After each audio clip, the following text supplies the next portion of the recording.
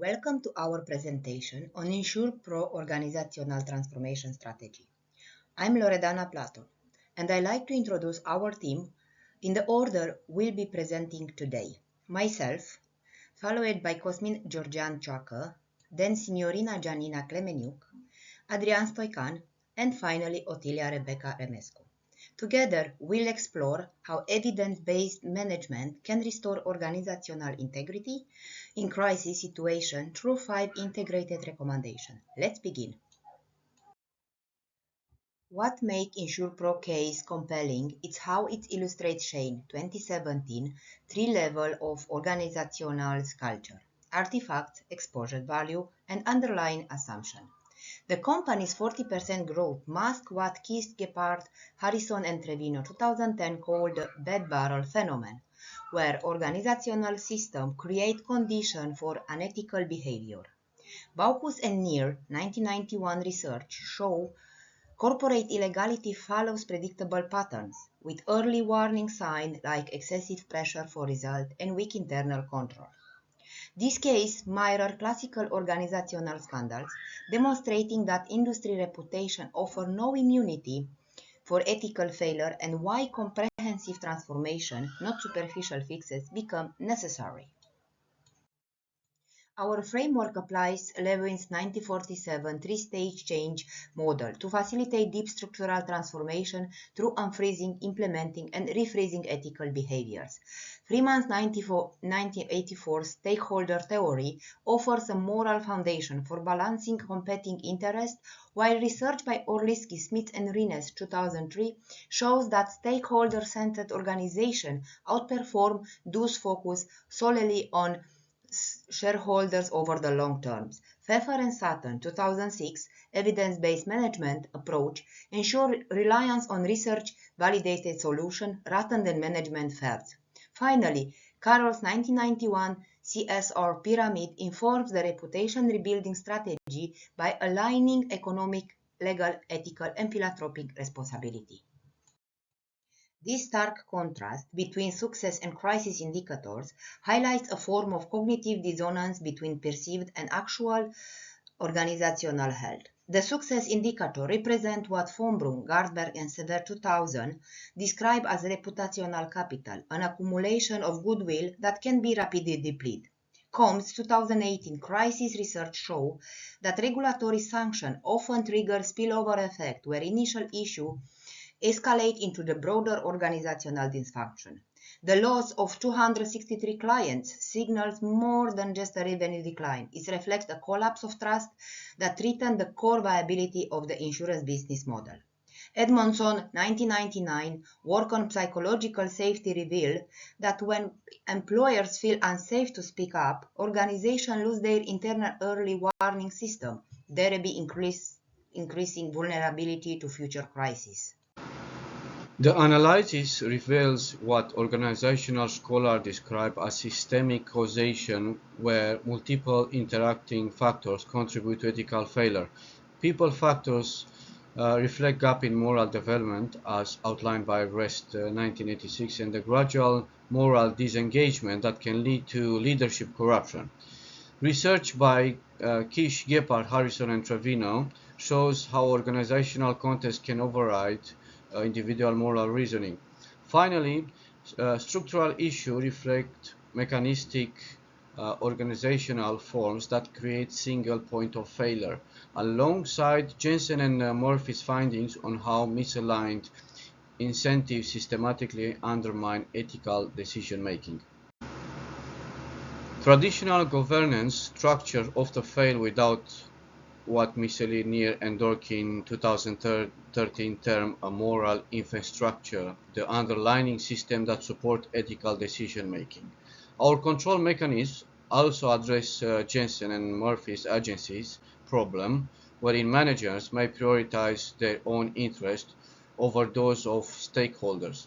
Research by Transparency International 2024 shows that mandatory declarations foster physiological accountability. Finally, Freeman's 2010 stakeholder theory closes accountability gaps through visible compliance and structured quarterly reporting.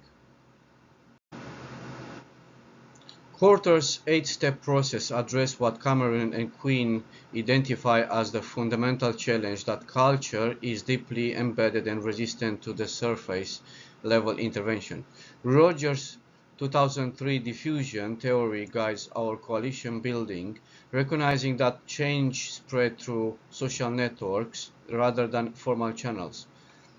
Copywriter and Witness appreciate inquiry focus on organizational strengths to create generative capacity for better future. Chapman's research on personal organization fit ensure cultural consistency through HR process, while Shane's work shows physical and digital spaces powerfully reinforce cultural message. This competency-based approach addresses what Brown and Trevino 26 identify as ethical leadership's core challenge, require both moral person and moral manager characteristics. Traditional development often focuses only on skills, ignoring character development. Van Velsor, Mikaoli, and Rudersman 2010. Development feedback goes beyond performance evaluation to promote growth. Golensberg 1984 Moral Development Theories inform our Executive Ethics Academy. Showing moral reasoning can be developed through structures dilemmas. Greenleaf 22 Servant Leadership Principle address Chula's 2020 fundamental challenge of balancing personal success with service to others. Trevino, Harman, and Brown's 2000 research demonstrates that linking advancement to ethical behavior creates reinforcement consistency, supporting opposed values.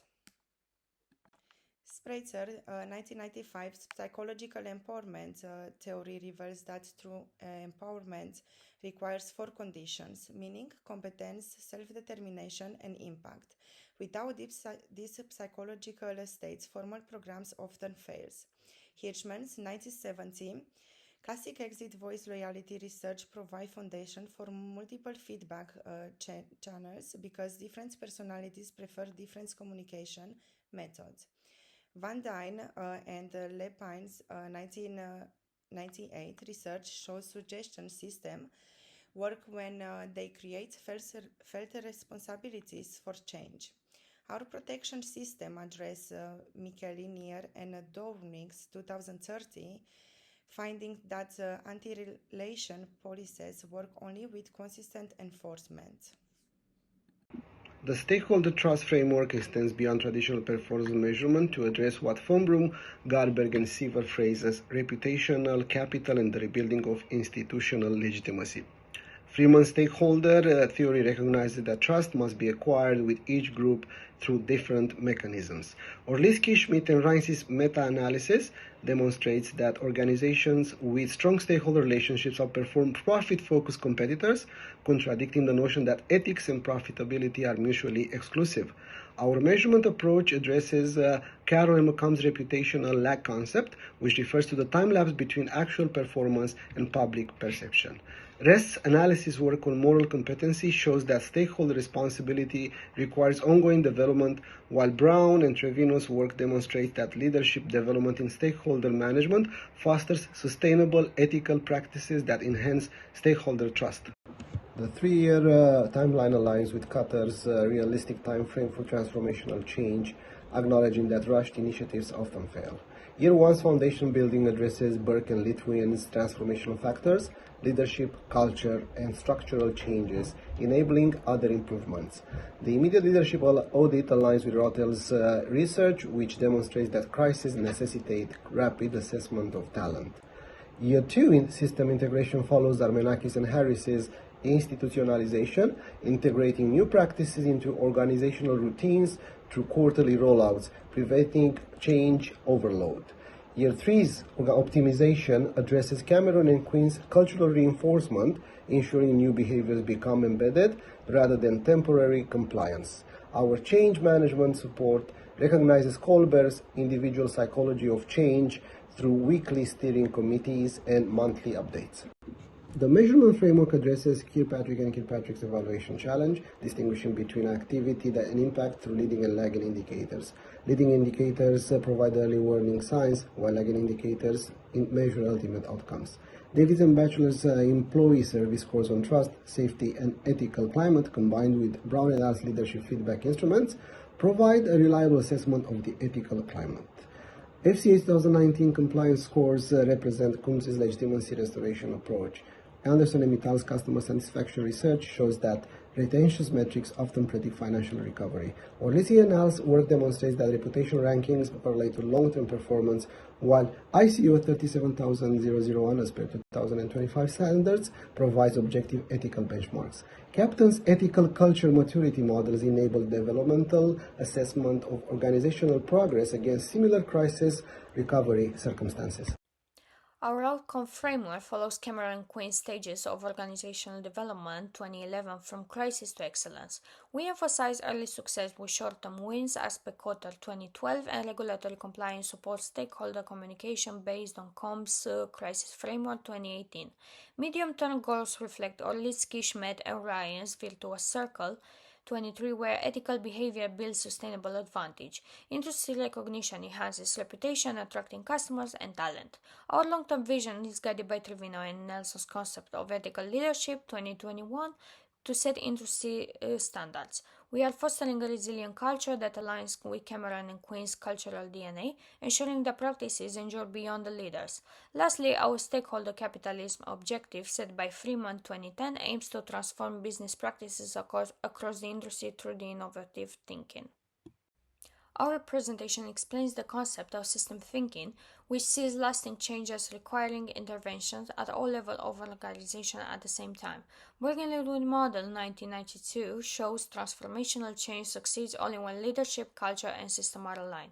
Our approach is based on PEFR and Saturn Evidence-Based Management 2006, relying on research-proven methods rather than intuition. According to Kotter's research, successful transformation results in lasting change, which becomes ingrained within the organization behavior. Freeman's stakeholder theory supports sustainable practices, and Cameron and Quinn's cultural resilience helps uphold ethical standards under pressure. This puts InsurePro in a strong position to lead the industry in ethical business practices with a full available reference list. Thank you very much for your attention.